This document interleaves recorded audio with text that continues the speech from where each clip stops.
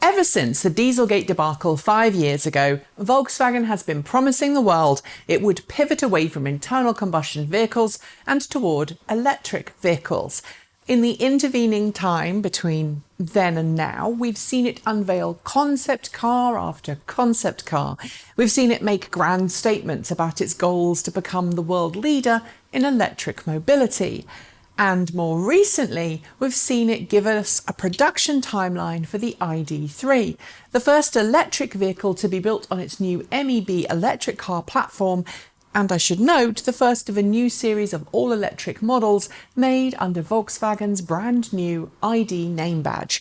Late last year, it even let select journalists get a sneak peek of said vehicle, holding a series of press test drives in South Africa.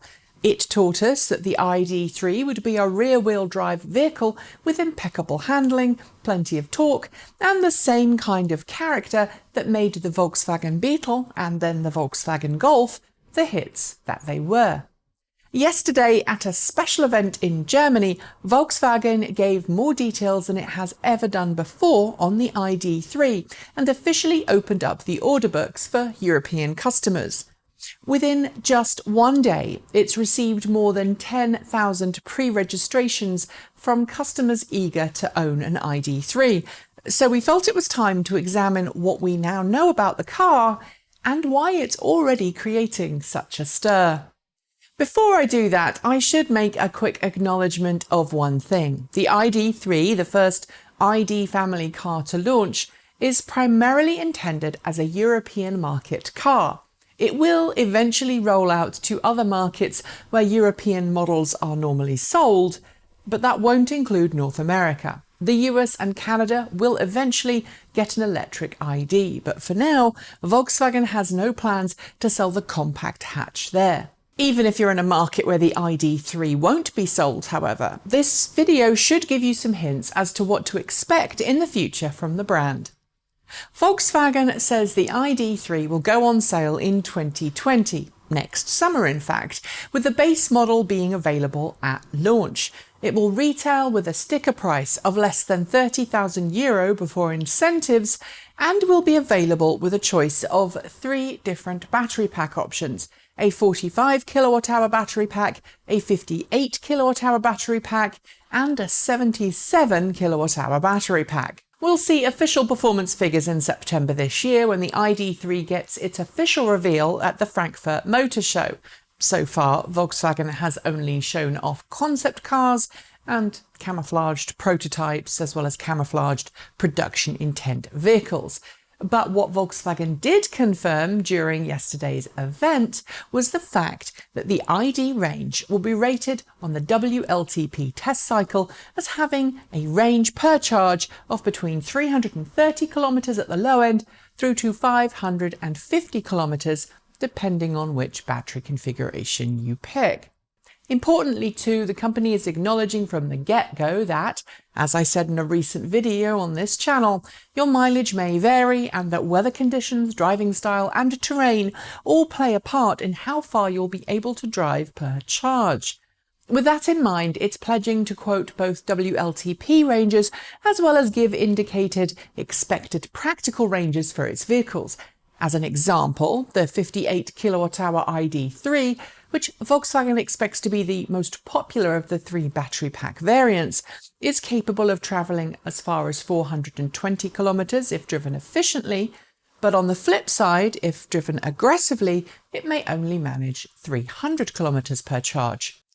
While this is acknowledged by pretty much every electric car driver out there, it's good to see Volkswagen commit to finally producing realistic range expectations, as mainstream consumers are still, for the most part, completely unaware that there's a possibility for such a wide range variance. Volkswagen also says the ID.3 will come with rapid charging as standard. This will mean 100 to 125 kilowatts of CCS capability. It's not clear why that range exists, but if I had to guess, I'm going to suggest its lower capacity ID.3s will max out at 100 kilowatts, with higher capacity variants going to 125 kilowatts. But nevertheless, Volkswagen is promising a 30-minute charge on a compatible CCS charging station should yield about 260 kilometres of range in ideal situations.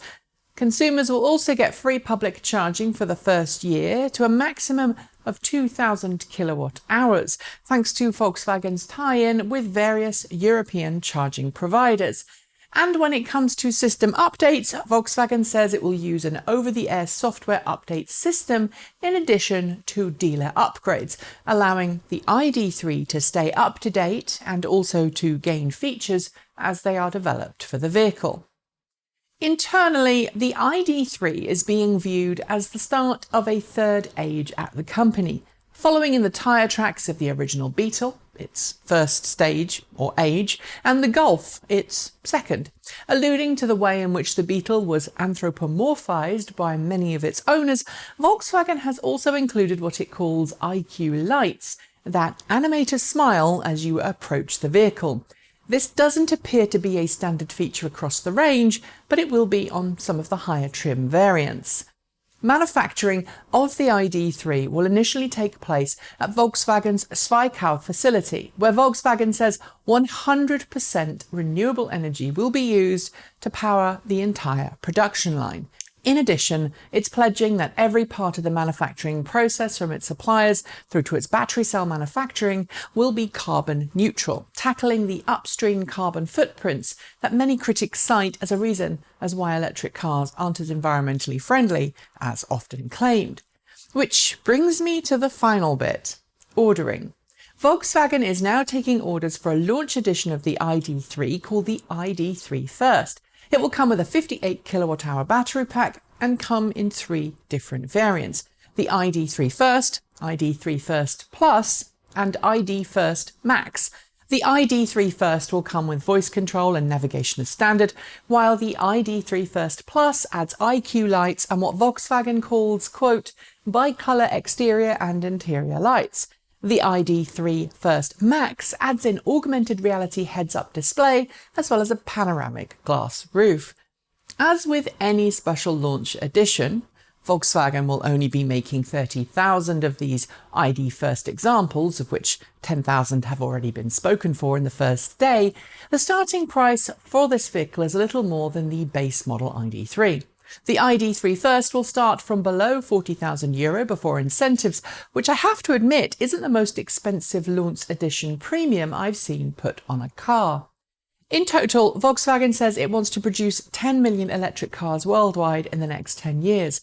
And while first-year production figures will be below 100,000 units for the ID.3, it aims to achieve an annual production volume for said car for 2021 onwards of 100,000 cars per year.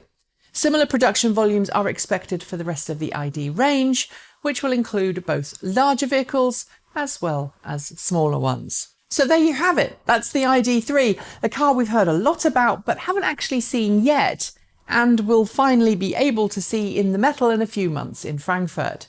What do you think? Do you like the specs and prices so far? And do you think Volkswagen will reach its production goals? Leave your thoughts below. That's it. Thanks for joining me, and I'll see you next time.